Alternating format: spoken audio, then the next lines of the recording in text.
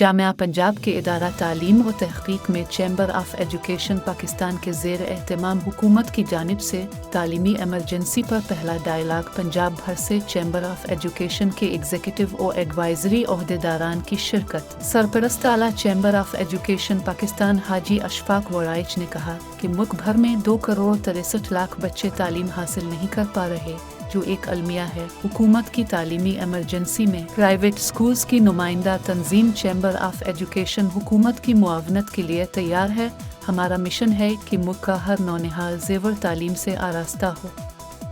اس موقع پر ڈائریکٹر ادارہ تعلیم و تحقیق ڈاکٹر طارق محمود نے خطاب کرتے ہوئے کہا کہ تعلیم و تربیت اور تحقیق کے لیے کام کرنے والے پرائیویٹ سیکٹر کے اساتذہ ملک و قوم کا سرمایہ ہیں۔ چیمبر آف ایجوکیشن کی تعلیم کے فروغ کے لیے معاونت لائق تحسین ہے۔ تقریب سے صوبائی وزیر تعلیم کی طرف سے نمائندہ MPA بیرسٹر اسامہ فضل نے کہا کہ پرائیویٹ اسکولز کو درپیش مسائل، جن میں اسکولز کی عمارات کی کمرشلائزیشن، یوٹیلیٹی بلز میں ڈومیسٹک کنیکشنز جیسی سہولیات، آن لائن کلاسز کے لیے سہولتوں کی فراہمی اور ٹیکسز میں معاونت کے لیے تجاویز نوٹ کی ہیں، جسے وزیر اعلیٰ پنجاب کے نوٹس میں لائیں گے اور تعلیم کی فراہمی سے جڑے پرائیویٹ سیکٹر کو آسانیاں فراہم کریں گے۔ تقریب سے صدر chamber of education Muhammad Bashir Hattar, chairman Sheikh Ali رضا بٹالوی، یاسین رامے نے بھی خطاب کیا اور تعلیمی ایمرجنسی میں اپنے کردار و تعلیمی شعبہ کی بہتری کے لیے تجاویز و آراء پیش کی۔